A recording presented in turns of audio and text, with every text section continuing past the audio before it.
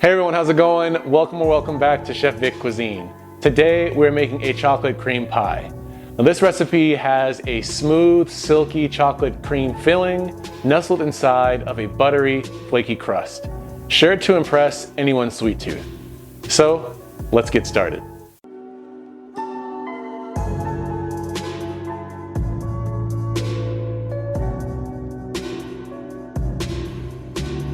All right, so let's dive right in.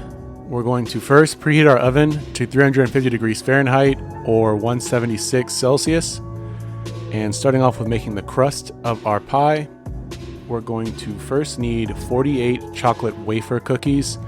I like using Oreos, and you just have to scoop off all of the filling within each. In a large food processor, we want to add in these wafer cookies into the bowl. And they want to pulse these into fine crumbs. You're going to pour the crumbs into a bowl, and then you want to stir in about 5 tablespoons worth of unsalted butter that's been melted, giving that a good mix.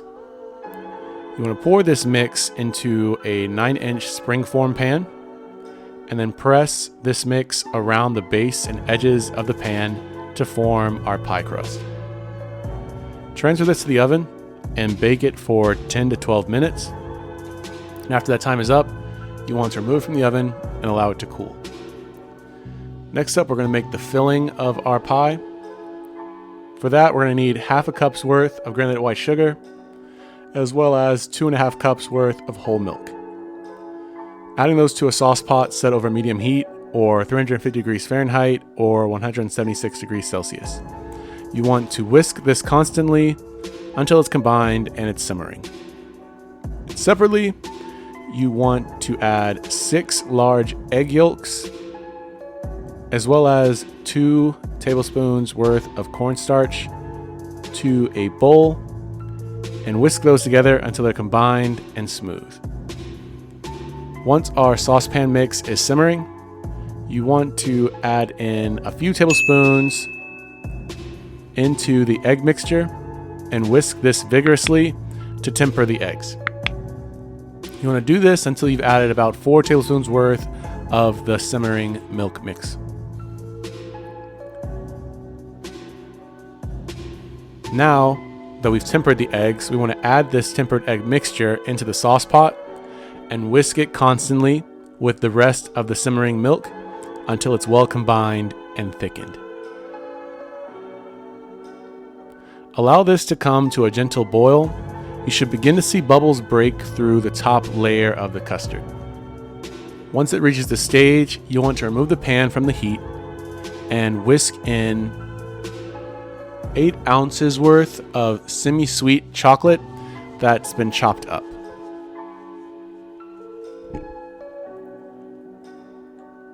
We're also going to add in 6 tablespoons worth of salted butter that's been diced, half a tablespoon's worth of pure vanilla extract, and whisk those in until they're well combined. To boost the flavor, we're also going to add in a 1/4 teaspoon's worth of kosher salt, whisking that in until it's well combined. At this stage, your custard should look combined and quite smooth. You want to pour the custard into our cooled crust and smooth it using an offset spatula. You want to gently wrap the top of the pan with plastic wrap and place this in the fridge for 4 to 6 hours, or preferably overnight. You want to make sure you avoid the plastic touching the top of the custard. Now on to making the whipped cream topping. The following day, or once the pudding has set, in a large bowl, you want to add in 1.5 cups worth of heavy cream, 1/4 cup's worth of powdered sugar, and 1.5 teaspoons worth of vanilla extract.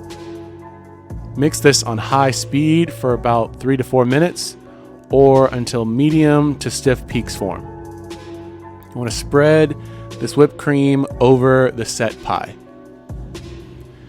And for garnishment, I like adding on some chocolate shavings all around the edge of the pie. With that final step, this is ready to be sliced, served, chilled, and enjoyed. Congrats, you've made a chocolate creme pie right at home. This pie freezes pretty well in an airtight container. You can always slice it and allow it to come to room temperature prior to serving. When you do try this at home, be sure to tag me at Chef Vic Cuisine or hashtag Chef Vic Cuisine so I can see your great takes on this dish. As always, this recipe and many more can be found in my cookbook, Chef Vic Cuisine Volume 4, Enhancing Your Inner Chef. And that's available on Amazon, and I'll be sure to leave a link to that in my description box. And feel free to click the pop-up on your screen for more information on that as well. Thank you all so much for watching. I hope you enjoyed learning how to make this dessert, and if you did, make sure you smash that like button for me. It's one of the best ways to show support for the channel. And if you haven't done so already, subscribe. And feel free to share this video with all your family and friends. And stay tuned for next week where I show you how to make an amazing dessert option straight from the carnival, deep fried Oreos. They're really easy to make and they taste amazing. Well, thanks again for watching. I really do appreciate it. You can always check out more videos on my page now. YouTube thinks you'll like these videos, so let's see if they're right. And I'll catch you next time on another episode of Chef Vic Cuisine. And until then, peace.